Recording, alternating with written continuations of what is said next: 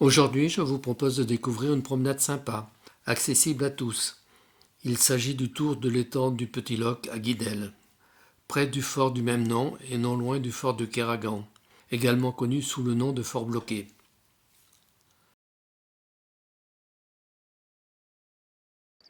Ça, c'est une alouette. Ah ouais. Ah oui, bah tiens, ça, oui. Tu la vois? Ah oui. Ok. Ici, les haies de aubépine. Ouais.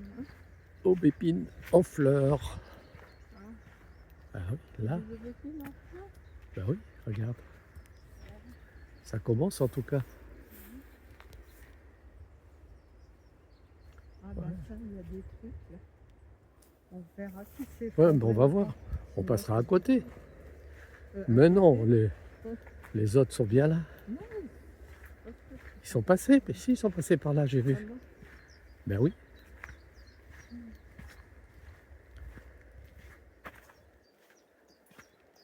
Devant nous, l'étang du Loc.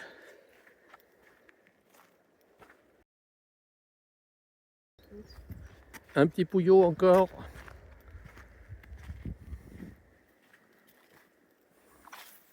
Ah, c'est là que ça a effondré. Là, ça a bien raviné. Hein. Oh la vache.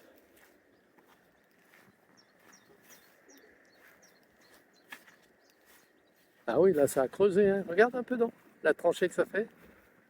Waouh! Mais oui, on passe à côté, évidemment.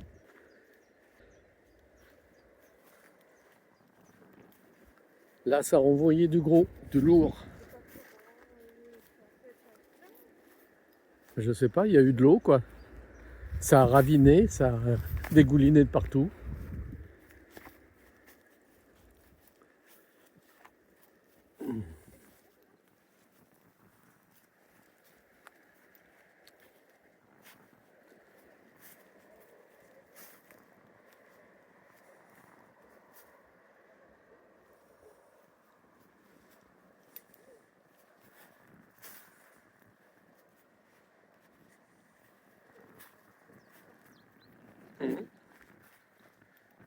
Ah oui, quand même, hein.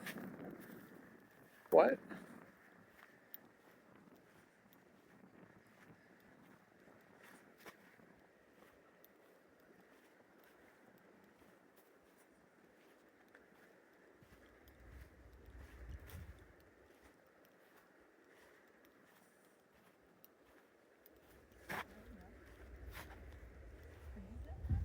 Oh, la saignée. C'est fou. Tout est foutu en l'air. Ouais. Il y aura du boulot. Bah, ils vont peut-être arracher. C'est beaucoup de monde qui passe par là. C'est bon. Hein.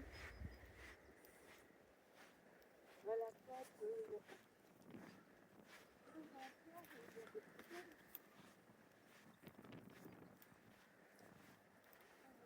Hop, c'est barré. C'est barré. Mais on passe quand même. Aubépine en fleurs. ouais, les gens passent là.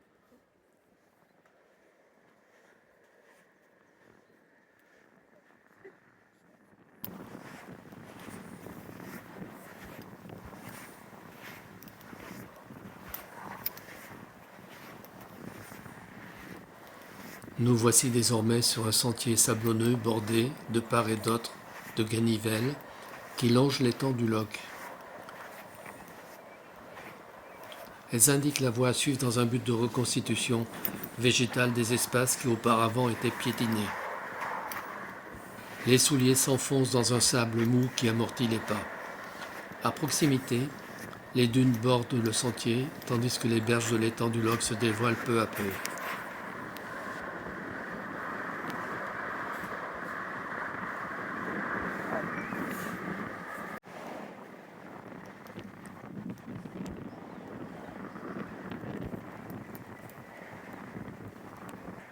Au loin, le fort du Loc, nous le visiterons un peu plus tard.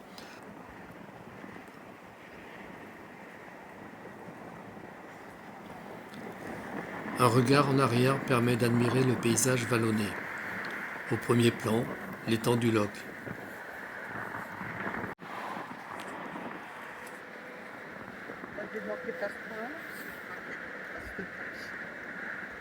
Et, un peu plus loin, quelques hameaux disséminés ponctuent ce paysage paisible. Il y avait des spatules. Mhm.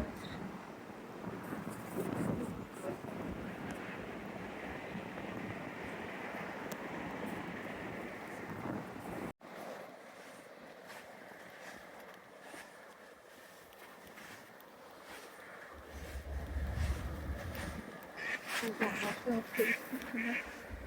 Attention les marches. Il y a une vraie cuisine. Ouais. Tiens, il y a un canard qui est passé par là. Puis il est temps de reprendre la marche.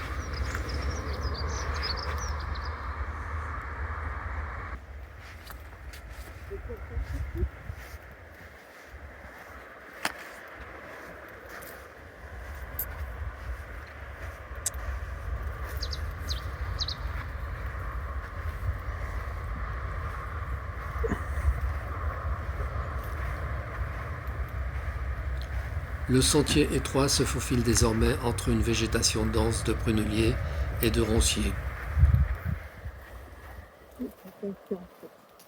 Ouais, ça a été taillé un peu. C'est quel cas? C'est la commune, hein?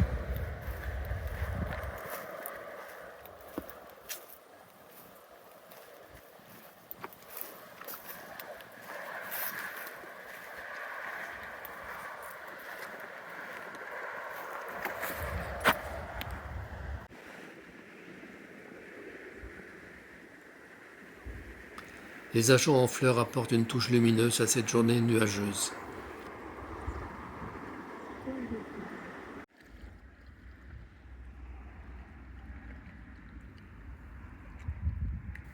Nous arrivons à présent à la hauteur du canal qui évacue l'eau de la Sauderaie vers l'océan.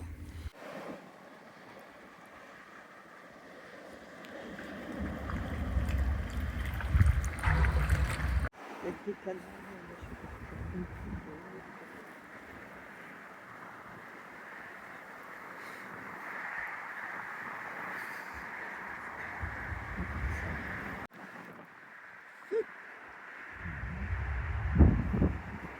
Depuis la dune, une pause s'impose pour apprécier le panorama qui domine l'étang du Loch.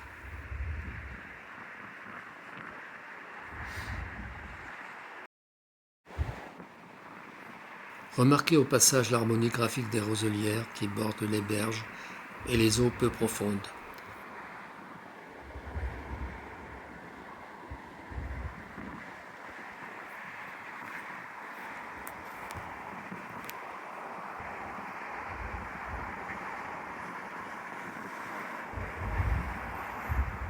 Dans les environs de l'étang, les colverts jouent dans les airs, surpris ici en plein vol.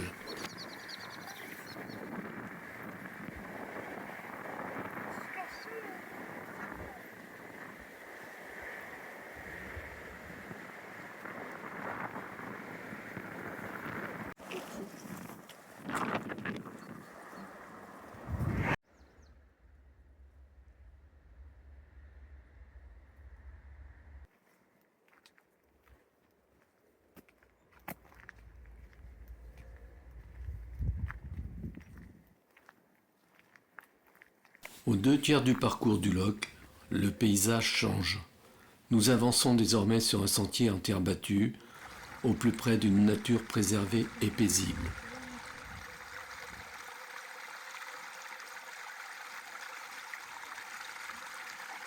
Un ruisseau discret cascade et murmure au cœur de la verdure. Écoutez le chant de l'eau qui s'écoule paisiblement en direction de l'étang.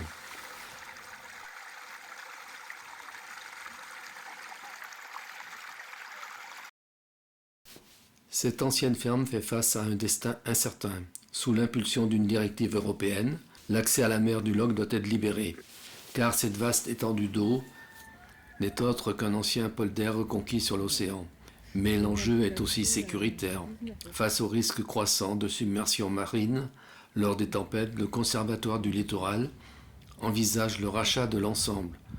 Ce projet permettrait de transformer ces bâtiments historiques en une maison du conservatoire, offrant ainsi une seconde vie à ce patrimoine fragile entre terre et mer.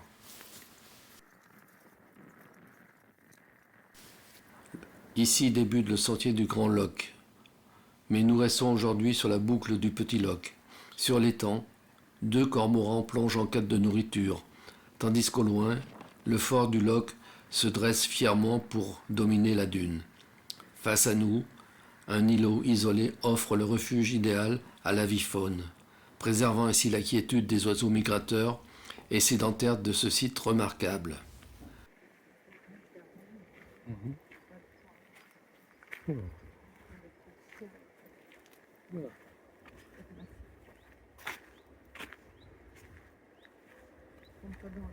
Non, je vois. Pour conclure cette boucle, le sentier s'efface sous une haie de prunelliers. Leurs branches entrelacées forment un véritable arc triomphal. Passage symbolique vers la renaissance de la nature. Un décor enchanteur qui annonce déjà les prémices du printemps tout proche, ici au cœur du Loch. Qui s'y frotte s'y pique. Le sentier en pente légère s'étire ici entre les ajoncs d'or, les ronciers et autres épineux. Ce chemin nous guide droit vers le fort du Loch, dont la silhouette se précise. Sa haute muraille se révèle enfin, laissant apparaître ses toitures en ardoise qui émergent au-dessus des remparts. Le fort du Loch allie aujourd'hui défense du patrimoine naturel et mémoire militaire. Érigé en 1756 par le duc d'Aiguillon, ce bastion fut construit sur une butte pour protéger l'Orient et les précieux entrepôts de la Compagnie des Indes, suite à la menace d'une nouvelle invasion anglaise. Un poste de garde stratégique est à proximité du fort de Kéragan, installé sur un îlot submersible. L'approche de la muraille et le panorama. Bienvenue au fort du Loch. Nous disposons de 3 minutes pour explorer ce colosse de pierre qui veille sur l'entrée de la rade de l'Orient. Notre parcours débute ici sur la butte qui surplombe l'édifice. En longeant la crête de la muraille, on saisit immédiatement l'importance stratégique du lieu. Bien que sa construction soit postérieure à l'époque du célèbre ingénieur de Louis XIV, l'influence de Vauban est omniprésente. On y trouve cette géométrie rigoureuse, ces angles saillants et cette maçonnerie massive conçue pour éviter les impacts.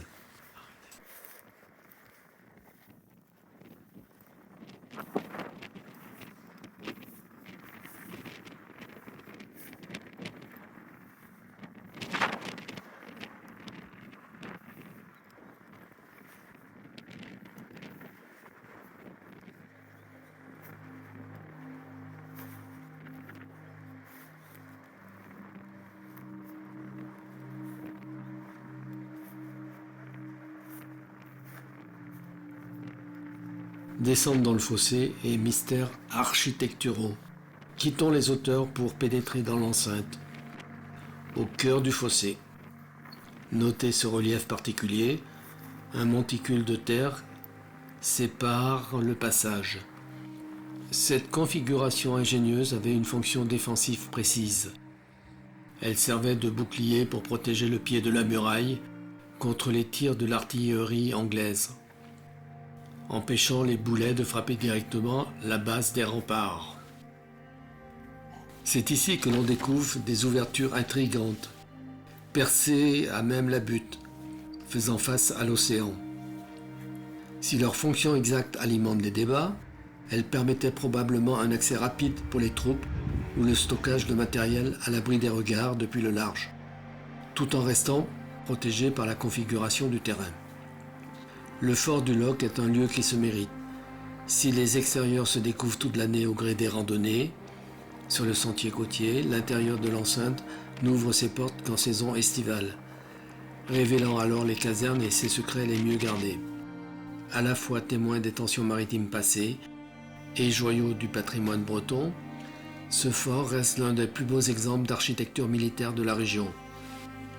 Une étape incontournable pour comprendre comment, pendant des siècles, on a protégé nos côtes de l'ambition des flottes ennemies.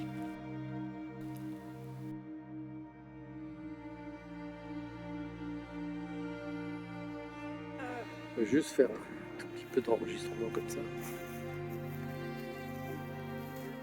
Ouais, il y a des traces.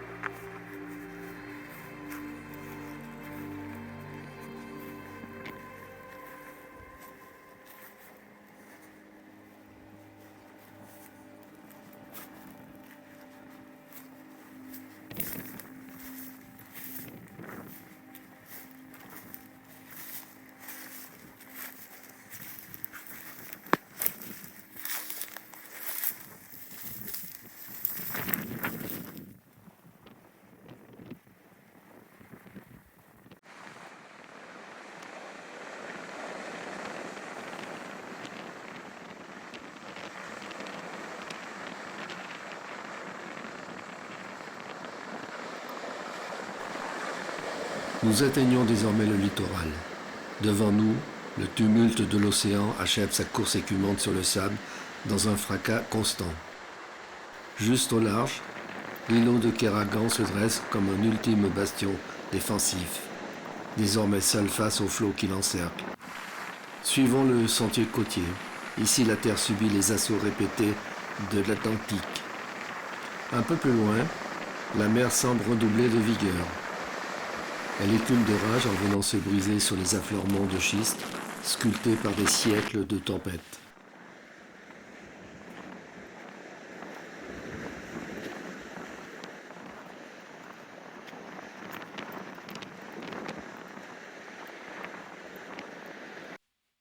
Le sentier chemine ici au plus près des falaises abruptes, là où la terre semble hésiter avant de plonger dans le vide. Pour protéger les marcheurs, des ganivelles de bois dessinent une ligne de sécurité, soulignant la fragilité de ce rebord littoral face à l'immensité. Regardez cette cassure, une partie du chemin côtier est désormais déviée, fuyant un vide devenu trop proche. La falaise, malgré sa stature, n'a pas résisté aux assauts répétés des déferlantes venues du large.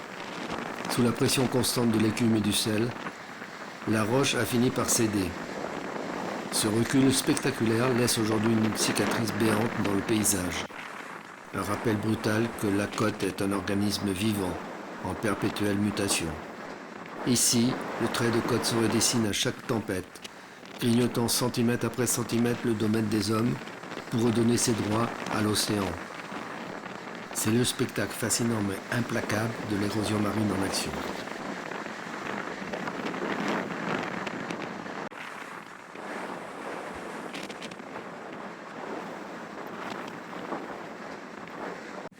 La promenade s'achève devant les vannes qui régulent le polder.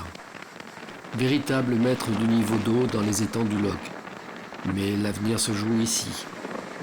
Sous l'impulsion des directives européennes, le libre accès de l'océan pourrait bientôt redessiner ces terres. Dans les années à venir, la physionomie du site et son avifaune s'apprêtent à vivre une mutation profonde, rendant à la mer son emprise originelle.